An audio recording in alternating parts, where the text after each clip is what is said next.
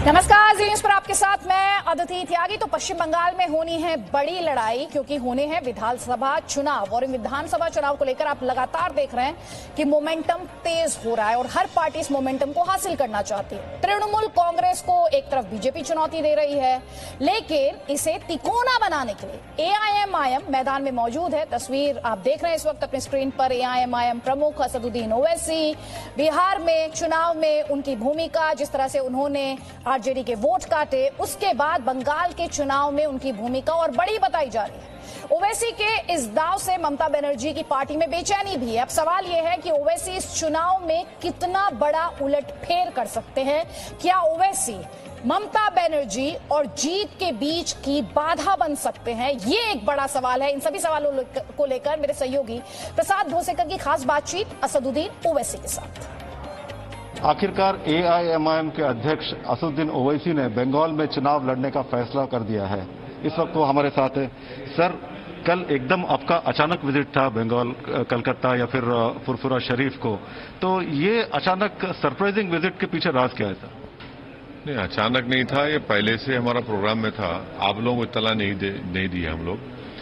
और मैं कलकत्ता गया और कोलकाता जाकर फुरफुरा शरीफ को गया। मैं वो बंगाल की एक बड़ी तारीखी सरजमीन है, जहां पर सूफी शेख अबू बकर सिद्दीक की वो जगह है, जहां पर उन्होंने कई तालीमी इदारे कायम किए, इल्म की शमा को रोशन किया, अंग्रेजों के खिलाफ एंटी इम्पीरियलिस्ट तहरीक का आगाज किया। और इसीलिए पहले वहां पर गया मैं, और फिर उसके बाद वहां पर पीरजादा अब्बास सिद्दीकी साहब से मेरी मुलाकात हुई और हमने फैसला लिया कि बंगाल के आने वाले विधानसभा के चुनाव में हम इस साल हमारी पार्टी हिस्सा लेगी। और साथ ही साथ हमने ये भी फैसला लिया है कि अब्बास सिद्दीकी साहब के साथ हम लोग ठहरेंगे, उनके साथ हम ठहरेंगे और वो जो फैसला लेंगे उसके साथ हम इलेक्शन में हिस्सा लेंगे। तो क्या अरेंजमेंट है सर, क्या अंडरस्टैंडिंग है? 294 सीट्स है बंगाल के इसमें, तो आप कौन सा एरिया देख रहे हैं? क्योंकि आप जो भी कदम लेते हैं काफी सोच समझ कर लेते हैं, और बंगाल का कौन सा ऐसा एरिया है, क्योंकि जो मुस्लिम परसेंटेज है 27 to 30% है, तो कहां पर है आपकी नजर?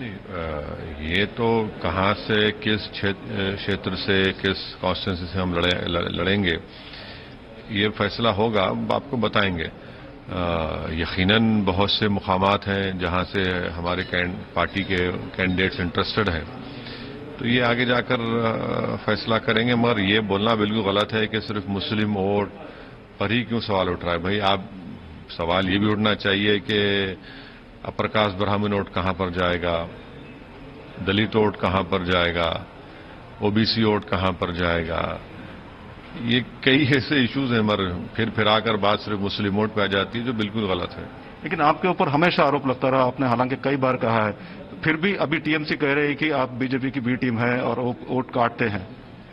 देखिए, ममता बनर्जी उस वक्त बीजेपी का साथ दे रही थी जब भारत की सरजमीन पर एक बदतरीन फसाद गुजरात में हो रहा था। उस वक्त वो एनडीए के साथ में थे, तो उनको ये कोई राइट ही नहीं है कि वो इस तरह की बातें करें। दूसरा, हम तो पार्लियामेंट के चुनाव में इलेक्शन में हिस्सा नहीं लिए, 18 बीजेपी के एमपी कामयाब हो गए। क्या वो हमसे पूछ कर गए या ममता से पूछ कर जा रहे हैं? तीसरा, उनके बड़े बड़े नेता जो लेफ्ट फ्रंट की सरकार के जुल्म के खिलाफ उनका साथ देते थे, आज वो बीजेपी में चले गए। 2007 या 8 में जब नंदीग्राम हुआ, मैं खुद नंदीग्राम गया था। उस वक्त ममता बनर्जी ने मुझे फोन करके शुक्रिया अदा किया, और शुभेंदु हमारे साथ थे जो, तो अब उनको ये लग रहा है कि मायम खराब हो चुकी है। तो ये चलता है, कोई बात नहीं है, हम अपना काम करेंगे और इंशाअल्लाह हमारी कोशिश होगी कि हमारी पार्टी के कैंडिडेट्स वहां पर कामयाब हों। आपकी खासियत हमेशा ये रही कि असद साहब की आप कैंपेनिंग जो है काफी जोर शोर से करते हैं, और बंगाल में अभी जिस प्रकार के हालात है, जिस प्रकार का वायलेंस हो रहा है, बीजेपी के अध्यक्ष के कॉन्वॉय पर भी हमने देखा फतरा हुआ, कई आए दिन पॉलिटिकल मर्डर्स होते रहते हैं। आप तो बिना गनमैन के, बिना बॉडीगार्ड के चलते हैं। देखिए, मेरा मानना यह है कि जो कोई इस दुनिया में आता है तो अपनी मौत का वक्त लिखा कर आता है, तो जिंदगी खुद मौत आपकी हिफाजत करती है। अब मेरा मानना यह है कि पॉलिटिशियंस जो है बेखौफ और इन तमाम चीज़ों से आज़ाद होकर जनता के दरमियान में रहकर उनकी खिदमत करनी चाहिए।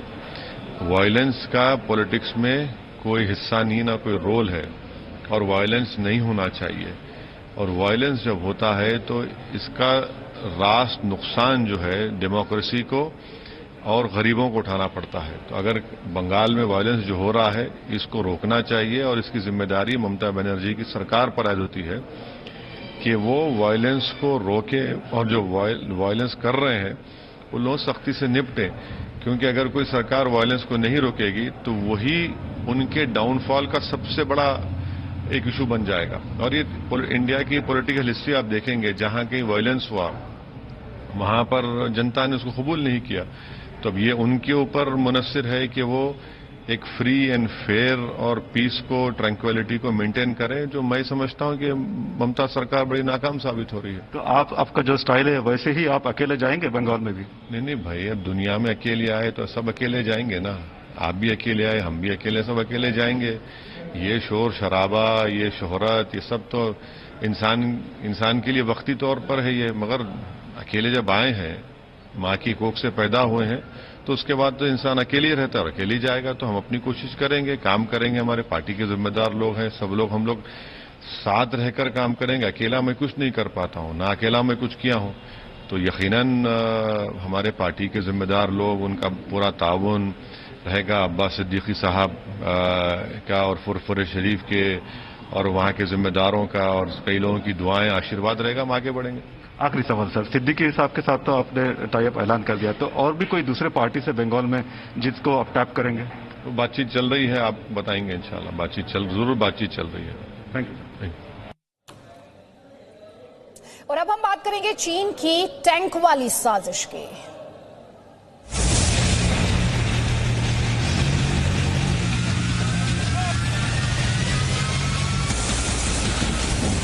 विस्तारवाद का युग समाप्त हो चुका है।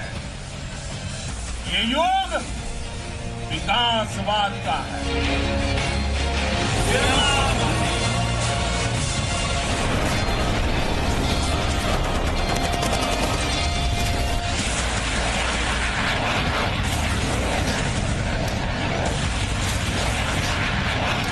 भारत के अंदर वह ताकत है, भारत के अंदर वह कुव्वत है कि किसी भी सूरत में अपनी जमीन को किसी दूसरे देश के हाथ में ले जाने देगा, चाहे दुनिया का कोई भी देश।